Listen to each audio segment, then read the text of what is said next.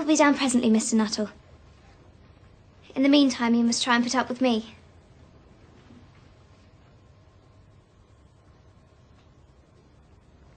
It is very kind of you to wait with me.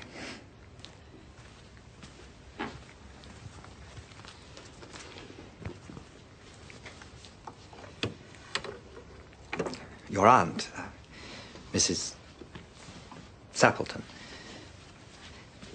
I'm looking forward to meeting her, I'm sure. Do you know many of the people around here? Hardly a soul, I'm afraid. My sister stayed at the rectory 4 years ago, and she's given me some letters of introduction. Oh. Oh? Then you know practically nothing about my aunt? I know her name and address.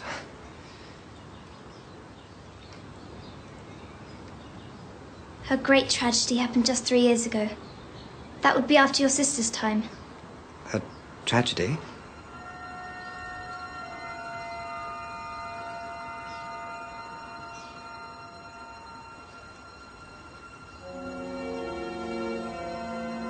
You may wonder why we keep these French doors open on such a cold afternoon. It is quite warm for the time of year.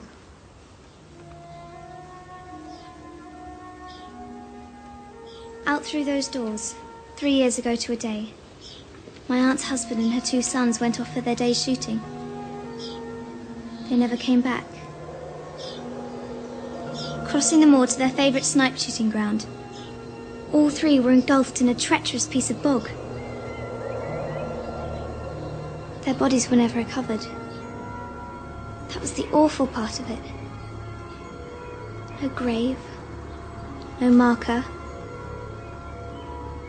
Poor aunt thinks that they will come back someday, they and a little brown Labrador that was lost with them, and walk in as they used to. She spends hours sitting, waiting, watching through the open doors. She won't allow them to be shut until it's dark outside.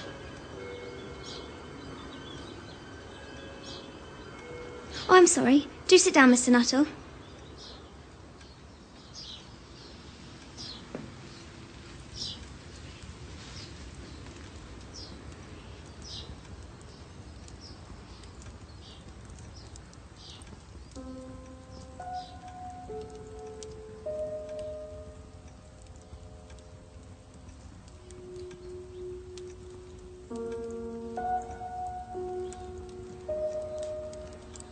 That was done shortly before they...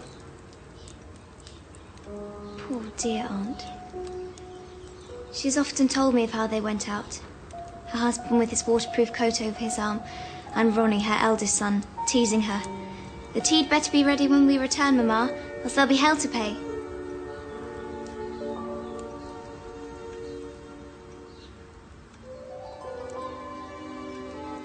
Do you know? Sometimes, on still, quiet evenings like this, I almost get a feeling that they will all just walk in through those doors.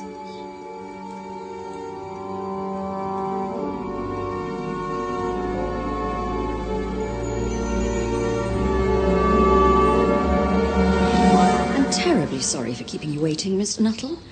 I hope Vera has been amusing you. She has been very interesting. Oh, I hope you don't mind the French doors. My husband and my sons will be home directly from shooting, and they always come in this way. Well, they've been out for snipe in the marshes today, so they'll make a fine mess of my carpets. Typical of you menfolk, isn't it?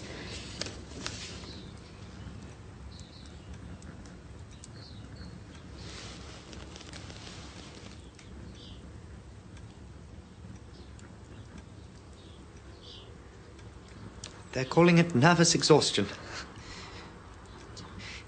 It's in the family. As you know, my sister...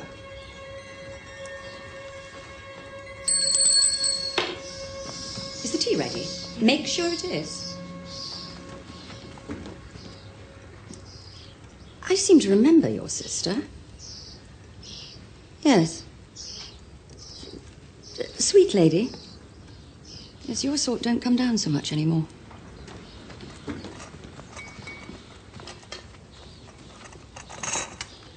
I hope your stay will be peaceful.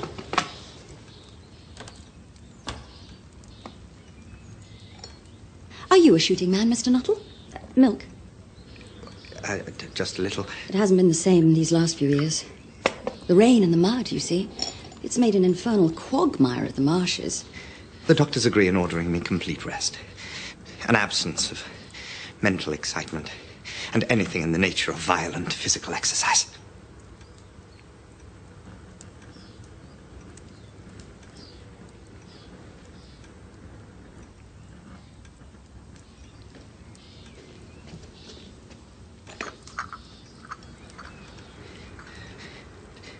On the subject of diet, though, they are not in such agreement. No.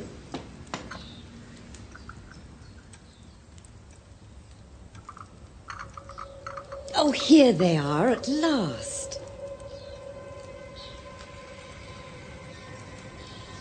And don't they look as if they're muddy up to the eyes?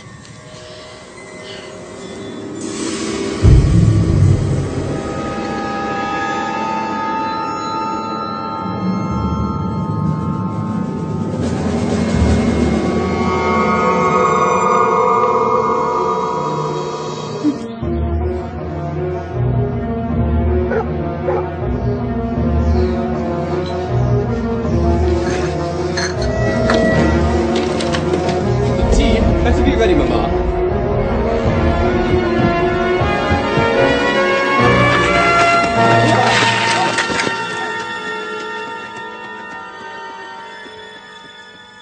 Oh, you're covered in mud. Oh, fairly muddy, my dear, but most of it's dry. They'll need to get used to it if we go to war. Oh, please, let's not talk about that. We'll be home by Christmas, you'll see. Check. Who was that who bolted out as we came up? The most extraordinary man, a Mr. Nuttall. He talked about nothing but his illnesses, and then he dashed off without a word of goodbye or apology when you came in. I expect it was the Labrador. He told me he had a horror of dogs. He was once hunted into a cemetery on the banks of the Ganges by a pack of pariah dogs, and had to spend the night in a newly dug grave with the creatures snarling and grinning and foaming just above him.